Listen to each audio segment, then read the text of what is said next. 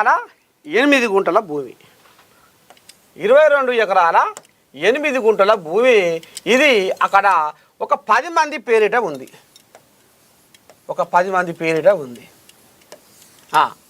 ఇది ఎప్పుడు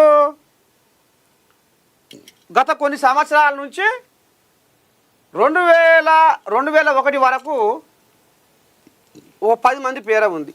ఆ తర్వాత ఇది 22 ఎకరాల 8 గుంటలు ఉన్న భూమి ఆఖరికి వస్తారకల్లా ఎంత అయింది? అది 33 ఎకరాల 26 గుంటలు అయింది. ఎట్లా పెరుగుతుందా భూమి? భూమి పెరుగుతుందా? వెనకడికి పెద్ద పెద్ద కవులే రాసిరు పద్యాలు.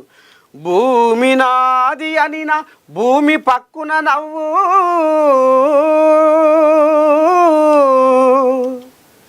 అరే ఈ భూమి నాది, ఈ భూమి నాది, ఈ జాగ నాది, ఈ ఇల్లు నాది, ఈ మిద్దె నాది, ఈ మేడ నాది, ఈ భూమి నాది, ఈ నేల నాది. ఎట్టయితే నీది? ఎంతమంది వెళ్ళిపోయారు ఈ భూమి మీదకి వెళ్ళి?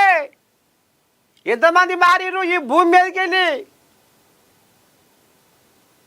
ఎప్పుడు నేను నీ చేతుల్నే ఉంటానా నేను?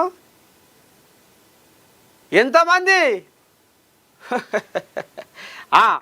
అయితే 22 ఎకరాల 8 గుంటలు ఉన్న భూమి 33 ఎకరాల 26 గుంటలు ఎట్లా అయింది? భూమి పెరుగుతుందా?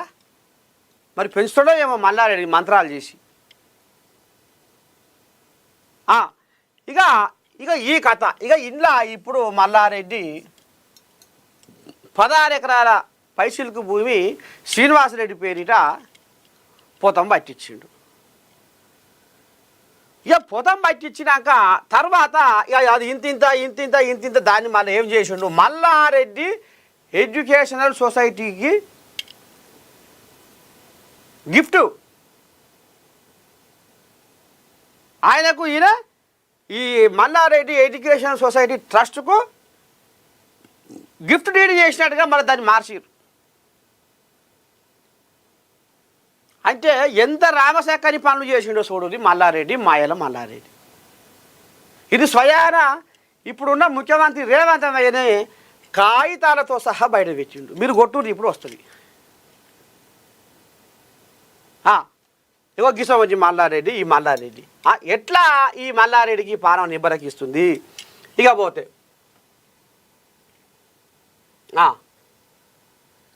ఇది ఇక్కడ మన ఔటర్ రింగ్ రోడ్డు,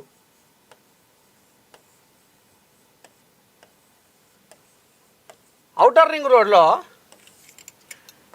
14,000 గజాలు. మీకెవరికైనా ఇంత అనుమానం ఉంటే మీరు మేడ్చల్ ఇలాకలో పోయి ఈయన భాగవతం ఏందో మీరు పుస్తకాలు కమ్మలు మళ్ళేస్తే మొత్తం 7 రోజులు చెప్పిన ఒడువని చరిత్ర మాయల మల్లారెడ్డిది. 14,000 గజాలు. ఇగో ఈ రకంగా పొతం పట్టించి ఇక ఆజ్ఞ కూడా బుట్టలు వేసుకుండు. తోటకూర వదిలేసిన అడుగు చెప్తారు ఈ ముచ్చట ఎట్ట జరిగింది, ఏంది, ఏం కదా, ఆధారాలతో సహా, సాక్ష్యాలతో సహా మీకు ఏది కావాలంటే అది. తోటకూర వజ్రేష్. ఇక ఈయనే మన అదేంది కుత్బుల్లాపూర్లో నేను చెప్తున్నా కదా, ఈయన భాగవతము 7 రోజులు చెప్పిన ఒడువని చరిత్ర మాయల మల్లారెడ్డిది. కుత్బుల్లాపూర్లో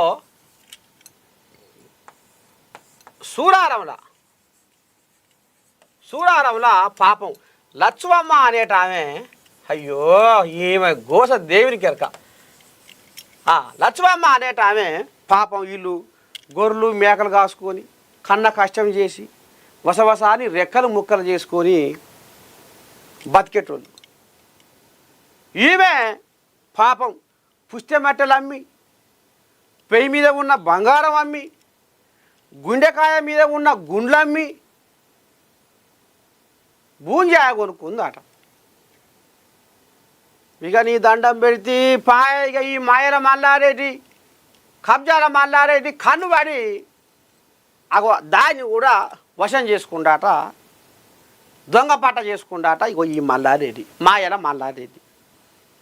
ఇక వీళ్ళకి ఎరకగానే లబో దిబో మొత్తుకుంటా పాపము అంతరద్దల్ని, అయ్యో నేను కన్న కష్టం చేసి వసవసాన్ని రెక్కలు ముక్కలు చేసుకొని చెమటోడిచి తిండి తినక తిప్ప తినక కంటి నిండా వండుకోక కడుపు నిండా బువ్వ తినక కన్న కష్టం చేసి నేను కొనుక్కున్న భూమికి ఎసరు పెట్టినవరా ఈ మాయల మల్లారెడ్డి అని పాపం ఈ లక్ష్మమ్మ భర్త అప్పటికప్పుడే ఈ ముచ్చట ఎరక కాగానే గుండెపోటు వచ్చి గుటుక్కు అన్నాడు.